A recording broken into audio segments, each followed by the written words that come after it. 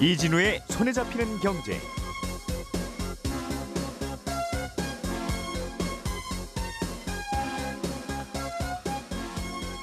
안녕하십니까, 이진우입니다.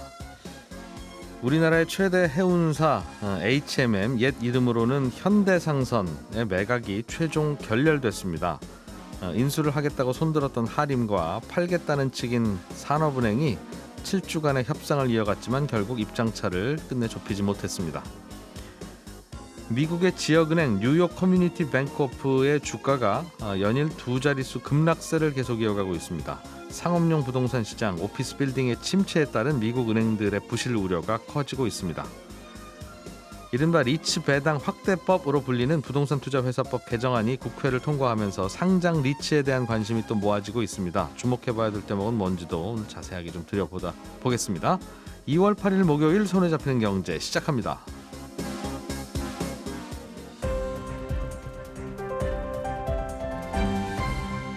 이진우의 손에 잡히는 경제. 네, 오늘은 박세훈 작가, 서은영 경제뉴스 큐레이터, 행복자산관리연구소 김현우 소장 이렇게 세 분과 함께 경제뉴스 정리하고 재미있게 이야기도 해보겠습니다. 세 분 어서 오십시오. 네, 안녕하세요.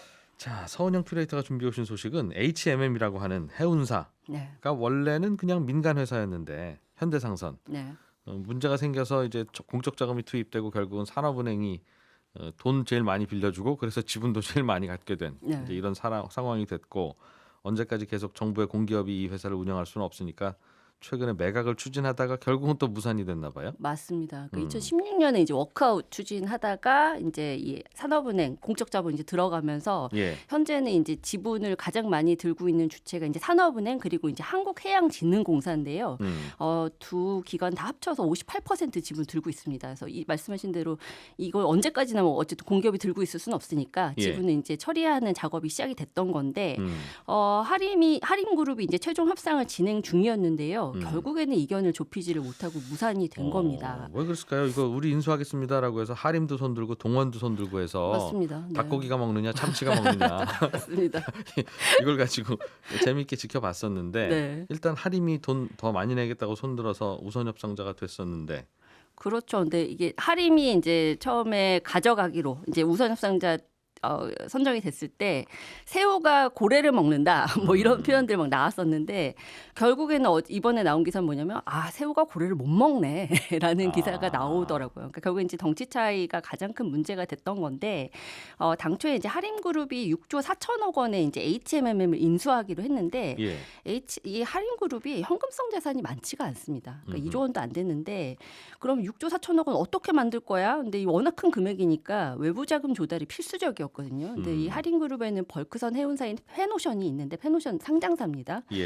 이제 대규모 유상증자에서 일단은 좀 자금 많이 끌어들이고 여기에다가 이제 굵직한 M&A에 돈 대서 수익 올리는 사모펀드 자금도 좀 가지고 오고 이제 JKL 파트너스라는 곳이 참여를 하기로 했고요. 뭐 인수금융도 일으키기로 이제 계획을 짰습니다. 그래서 이렇게 해서 이제 6조 4천억 원 만들어 올게요. 그랬는데 결정적으로 마지막에 이제 이견을 좁히지 못했던 게 사모펀드 관련 문제였어요. 그러니까 JKL 파트너스. 네, 그러니까 이게 이제 뭐 사모펀드가 들어오면은 바로 이제 지분 팔고 나가는 거 아니야? 그럼 먹튀잖아. 뭐 이런 이야기들을 이제 매각 측에서는 하는 거고.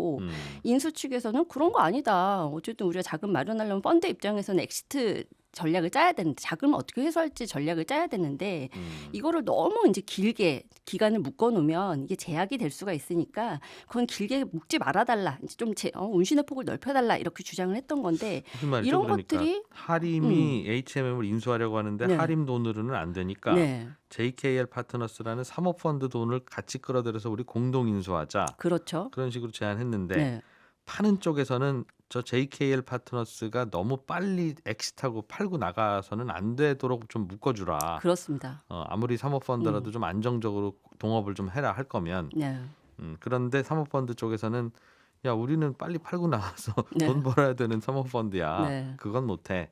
아, 그렇죠. 그렇게 됐다. 근데 이게 이제 5년이냐 3년이냐의 문제였는데 아하. 그렇다고 이제 뭐 JKL 파트너스가 우리 3년 있다가 무조건 팔아야 돼요 이런 식의 주장을 하다가 이렇게 결렬이 된 건 아니에요. 그러니까 결국에는 제가 봤을 땐 감정이 상한 문제들이 이제 훨씬 더 컸던 것 같은데 이제 아까 좀 덩치 차이가 워낙에 컸다고 좀 말씀을 드렸잖아요. 그러니까 특히나 이제 지금 하림그룹 같은 경우에는 자산 규모 한 14조 원.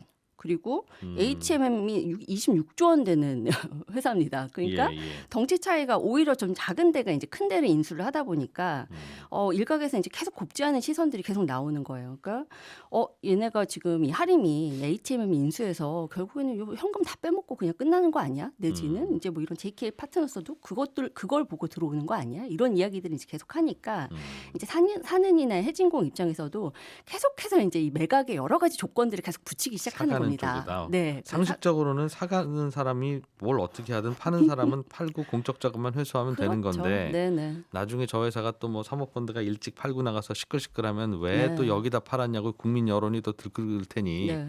파는 산업은행 입장에서는 좀 얌전하고 돈 많은 쪽에 팔고 싶겠네요. 그렇죠. 그래서 그런데 이제 애초에는 하림이 좀 그랬죠. 불안불안했다. 네. 그래서 원하는 이제 덩치가 큰 회사들은 들어오지 않았고 결국에 이제 중견기업들이 입지를 하다가 이제 결국에는 하림이 선정이 됐었던 건데 네. 하림이 선정되고 나니까 이제 사는이나 해진고 입장에서는 그러면 우리 좀 조건이 좀 필요해. 그럼 현금 배당은 몇 년 동안 제한할 거야. 그러니까 돈 빼갈 생각하지 마. 그리고 뭐 사회이사 지명 권한은 정부 쪽에서 좀 가지고 갈 거야. 이런 것들을 계속 내걸었던 거예요. 그래서 이제 HMM 경영에 사실상 우리가 지분 0%여도 참여할 거야. 이런 이야기들을 계속 했던 거죠. 그래서 하림 입장에서는 워낙에 이제 요 HMM을 가져가고 싶은 의지가 강하니까 이런 것들을 계속해서 받아들였습니다. 몇 가지 굉장히 이제 어려운 조건들이 있었는데 그런데 종국에는 이제 이 JKL 문제에서는 우리를 먹튀로 몰아가네. 이제 여기에서 이제 굉장히 감정이 상했던 거예요. 그래서 이 부분을 결국 이제 계속 양보하지 않고 맞서다가 결국에는 최종 시점에 데드라인에 그냥 요 인수 못하겠다 이렇게 그냥 선언을 했던 것이죠. 야, 이게 좀 다르긴 하지만 집으로 비유하면 원래 팔려던 집주인이 내가 팔고 나서도 이 집 깨끗이 당신 유지하지 않는지 내가 볼 거고 한 달에 한 번씩 가서 같이 저녁도 먹을 거고 그런 얘기 한 거잖아요. 네, 그렇습니다. 참 그래서 모호한 일이 벌어지긴 했는데. 네, 그래서 이제 막 이 결렬이 되고 나서 이제 여러 가지 이야기들이 막 나오는데 하림 입장에서는 이제 굉장히 그동안 이제 분통이 터졌던 것들을 이제 얘기를 하고 싶은 거예요. 그래서 예. 어제 입장문을 내는 걸 보면 이제 실질적인 경영권은 담보해주지도 않으면서 이 최대 주주 지위만 갖도록 하는 거래를 어떤 민간 기업이 하려고 하겠냐. 네. 너네 이런 식이면 앞으로도 못 팔아. 이렇게 좀 일침을 가하기도 했습니다. 어디 그래서 잘해봐라. 이런 뉘앙스였다는 네. 거군요. 그렇습니다. 이거 참. 그래서 팔고 나서 공적 자금 회수했으면 그냥 고생했습니다. 산업은행. 네. 뭐 그게 이제 우리 국민의 은행이니까. 네, 네.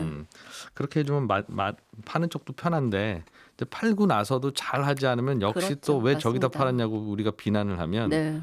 사실 못 팔죠. 이거 어디다 팔겠어요? 그렇죠. 그러니까 이게 금융의 관점에서 네. 여기에 우리 공적자금 지금까지 횟수를 세보니까 7조 원 정도 들어갔어. 그러니까 그만큼 뺐으니까 된 거야라고 하면은 그냥 끝일 수도 있는데 아무래도 이제 우리 언론들도 열심히 일을 하다 보니 뭐 산은이나 해진공 왜 저기에다 팔았냐. 이제 그 이후에 책임 소지를 묻는 이제 그런 비판적인 시선들도 계속 나올 수 있고. 그러니까 안 이러다 팔면 보니까 공적 자금 회수 네, 못 한다고 뭐라고 되는 하고 것 같습니다. 팔면 왜 저기다 팔았냐고 그러고. 네. 그럼 또 어디다 팔아야 되냐 생각해 보면 돈이 없으니 사모펀드 들어올 수밖에 없는데 사모펀드한테 팔면 왜 먹튀그룹한테 팔았냐고 그러고. 그런 측면도 있기는 하겠습니다. 자, 그러면 어떻게 해요? 그래도 팔기도 팔아야지. 그렇죠. 근데 당장 새 주인 찾아 나서기 쉽지 않다라는 이유가 막 한 10가지는 나오는 것 같습니다. 지금 이제 일각에서는 제2대우조선 해양되는 거 아니야? 이런 이야기도 하는데 지금은 하나 새 주인으로 만나서 하나오션 간판 바꿔 달았습니다만 지난해 매각되기 전까지 21년 걸렸거든요. 그러니까 5차례나 매각 시도 실패했고 6번 만에 이제 됐던 건데 예. 그 사이에 이제 회사의 경쟁력이 크게 좀 안 좋아졌잖아요. 그래서 지난 예비 입찰에 이제 참여한 동원이나 LX 그룹이 이제 다시 우리 그러면 HMM 우리가 다시 가져가 볼게요라고 나설 수도 있겠지만 결국에는 어떤 기업이 나서든 이제 정부의 경영 개입을 받을 수밖에 없다는 문제 그리고 이제 하림은 좀 감수했던 그런 여러 가지 좀 조건들이 있거든요. 그러니까 그런 것들을 과연 받아들이는 회사들 다시 만날 수 있을지 이런 데 있어서는 좀 비관적인 시선이 많고요. 특히나 이번에 이제 어쨌든 기준 가격이라는 게 생겼잖아요. 그러니까 6조 4천억 원보다는 낮은 가격에 팔면은 또 사는 입장에서는 부담이 클 수밖에 없지 않겠습니까? 왜 그거보다 낮게 하림이 그 팔면? 가격 주게 내겠다는데 안 팔다가 네. 왜 예를 들면 동원한테 6조 원에 파냐 이런 식으로. 그렇죠. 그런데 문제는 지금 점점 이제 이 해운업황이 안 좋아지는 시점에 온 거예요. 그러니까 이 해운업황 보통 이제 10년에서 20년 주기로 호황과 불황을 오가는데 예. 이 사이클상 지금 이제 지난해 하반기부터 하락세가 시작이 됐다고 하거든요. 근데 그러면 이제 이런 불황기가 시작되는 시점에 과연 누가 더 큰 돈을 이제 부르면서 사가려고 하겠느냐 이런 이야기들이 나오는 거고 결국에는 지금 이제 이번에 이 결렬된 그 근본적인 이유가 덩치 차이 때문이라면 덩치의 문제였다면 예. 자금력 풍부한 대기업이 인수를 해가야 이제 모든 문제 해결되는데 이제 뭐 산은이나 해진공이나 꼭 이제 이 인수를 해갔으면 싶어하는 그 회사들 있죠. 뭐 현대차라든지 포스코, 좀 큰 데서. 네, HD, 현대 뭐 비싸게. 이런 회사들. 네.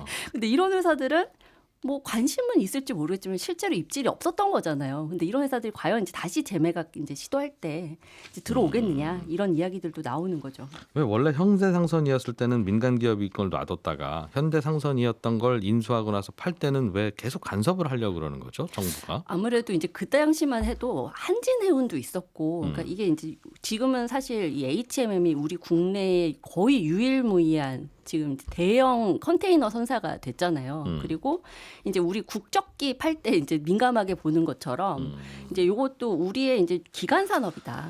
그런 차원에서 좀 보는 것 같아요. 그리고 특히나 이제 덩치가 큰 회사가 이제 들어왔다면 경영권 간섭 문제는 조금 더 좀 기준이 낮았을 수도 있습니다. 근데 이번 같은 경우에는 아무래도 좀 그래서 할인이라는 점. 네. 하림을 못 믿는다라는 네, 결국엔 그랬던 것 같아요. 좀 네. 덩치 큰 중소기업 아니냐라는 그런 느낌을 계속 가졌나 봐요. 네.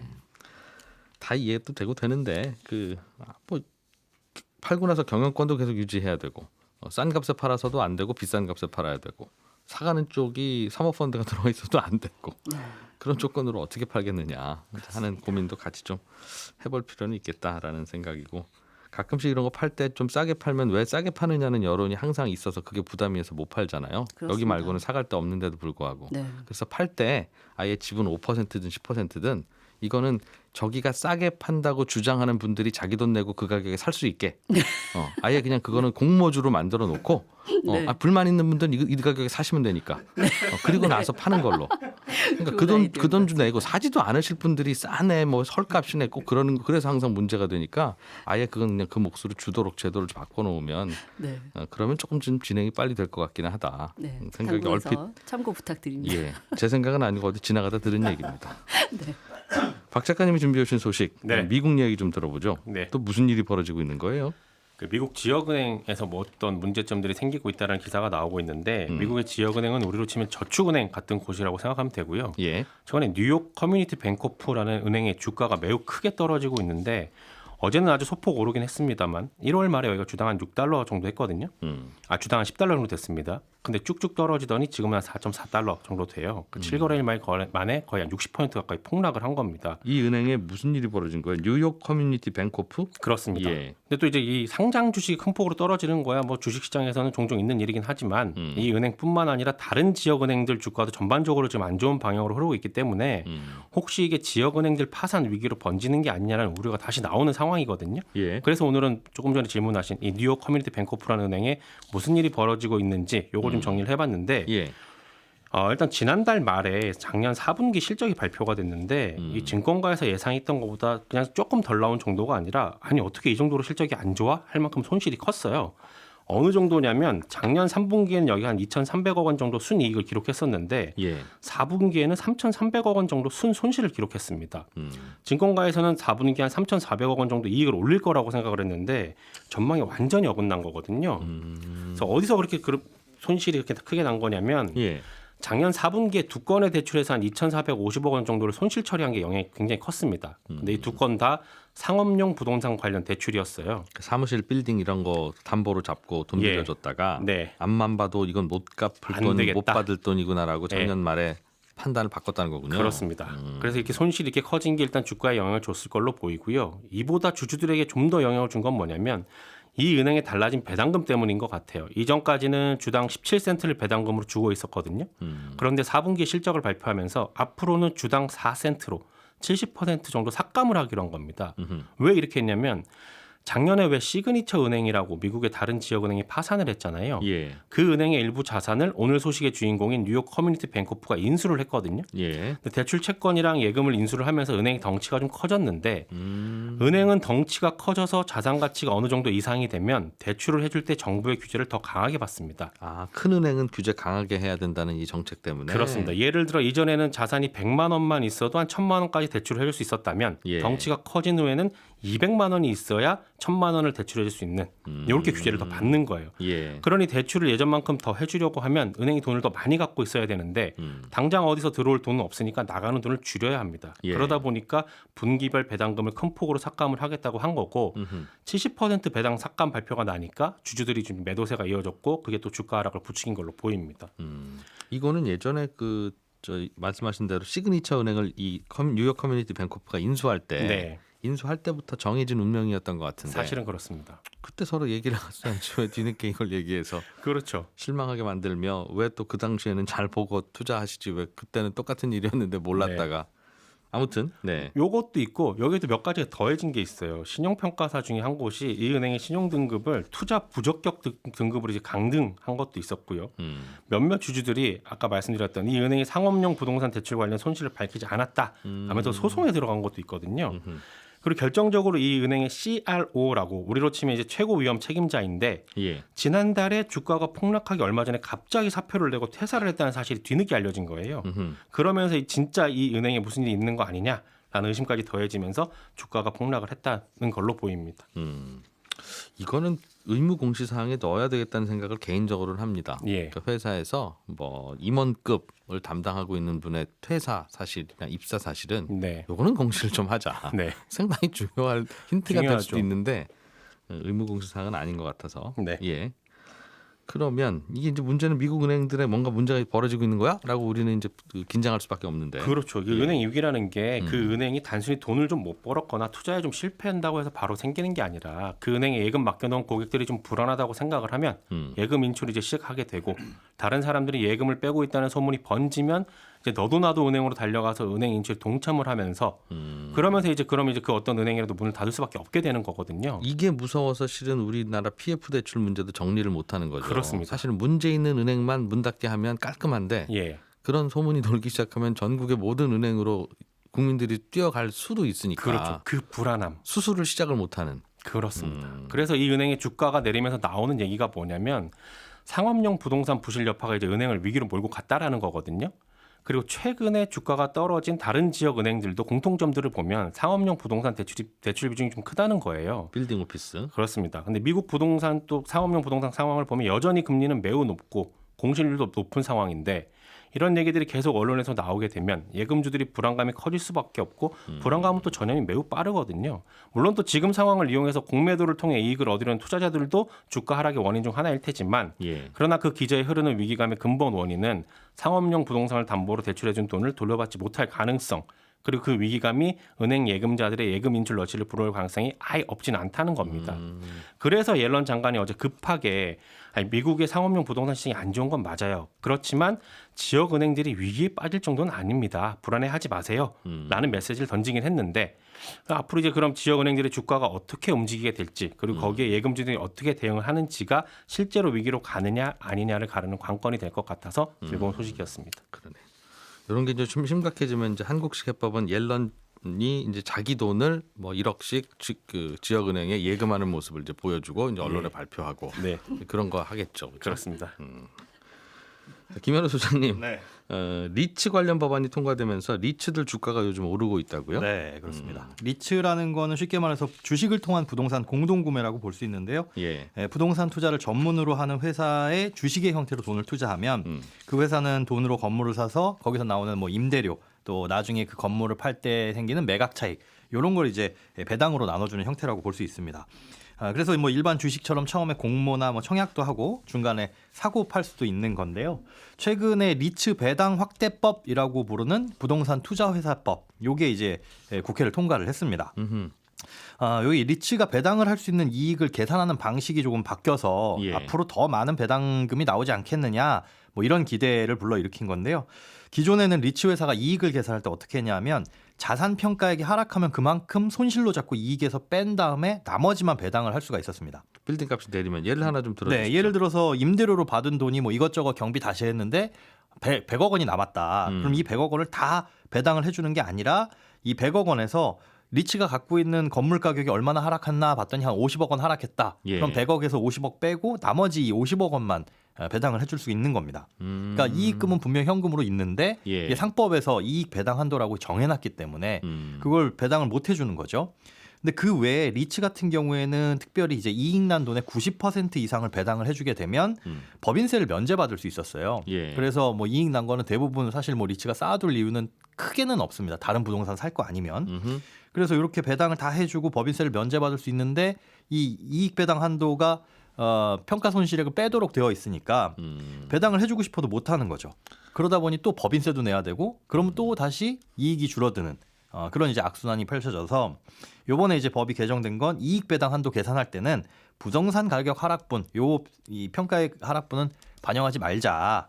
그러다 보니까 이제 앞으로는 배당금이 좀 늘어나게 될 수도 있는 그런 상황이 생긴 겁니다. 그러니까 원금이 까지더라도 네. 그러니까 1,000억짜리 빌딩이 900억이 되고 800억이 되고 가치가 떨어지더라도 네. 1,000억짜리 빌딩에서 나오는 임대료가 연간 한 100억 원 되면 네. 그 100억 원은 다 그냥 나눠 가질 수 있게 그렇습니다. 나중에 그 빌딩 팔 때 이게 300억밖에 안 돼요? 1,000억에 산 건데? 네. 라는 생각을 막판에 투자자들이 하게 되더라도 그렇죠. 그건 마지막 남은 투자자들의 고민이고 네. 먼저 투자자들은 그냥 다 빼먹자. 네.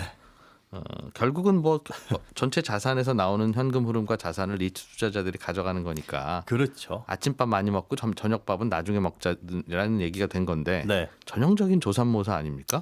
그런데 사실 이제 부동산 가치 하락이라는 건 우리가 아침밥, 저녁밥이야. 예. 아침에 뭐 2숟가락을 먹었으면 저녁밥이 그만큼 줄어들 수 있지만 예. 이 부동산 가치 평가액이라는 거는 건물 가격이 오르기도 하고 떨어지기도 하는 거니까 그렇죠. 어떤 시점에서 그러면 그 리츠를 청산을 하느냐 혹은 뭐 처분을 하느냐에 따라서 달라질 수는 있는 거죠. 그러니까 그때 뭐 지금 당장 잠시 혹은 일시적으로 부동산 가치가 하락해가지고 발생하는 손실을 지금 이익에다가 녹일 것이냐 아니면 뭐 나중으로 미뤄둘 것이냐 그 차이인 것 같습니다. 그러나 저러나 이게 주가가 합리적으로 움직이는 거라면 그렇죠. 그 부분은 월 배당은 계속 들어오지만 부동산 가격이 떨어져서 나중에 청산할 때 돌려받는 돈은 적겠네라고 맞습니다. 하면 주가는 합리적으로 그걸 다 반영해야 되는 거고 바로 그 점입니다. 그러니 배당을 먼저 해주던 나중에 해주던 그 가치가 높아지거나 낮아진 게 아니라면 그 가격이 그 가격이어야 되는데 네, 그리고 주가는 올라서는 말이 안 되는 거죠. 근데 먼저 빼먹겠습니다 하니까 와 하고 달려들어서 주가가 올라간다는 건 네, 이건 뭔가 좀 이상하게 움직이는 거다. 그렇습니다. 라는 그래서 생각이 드는데요. 예, 저도 위험하다고 보는 게 평가 손실 이익에서 빼지 않았을 때 배당해 줄 수 있는 게 현저하게 늘어난다면 그만큼 평가 손실이 많이 발생했다는 거잖아요. 예. 결국은 그 리츠의 가치 자체가 전체적으로 하락을 한 거라서 이게 주가에 영향을 미치게 된다면 오히려 떨어져야지 맞는 것이고 아니면 그대로 있거나요. 그래서 그런 부분들도 좀 따져 보셔야 되는 거고 또 좀 전에 박세훈 작가가 전해드린 그 소식처럼 미국 상업용 부동산 시장뿐만 아니라 우리나라도 어려운 곳을 겪는 것들이 많이 있습니다. 그래서 해당 리츠가 갖고 있는 자산이 뭔지 살펴보시고 투자를 하셔야 빌딩값 많이 떨어졌을 수도 있는데 네, 그런 부분들은 잘 살펴보셔야 판단하고 됩니다. 배당액만 보고 판단하면 안 된다. 네, 그렇습니다.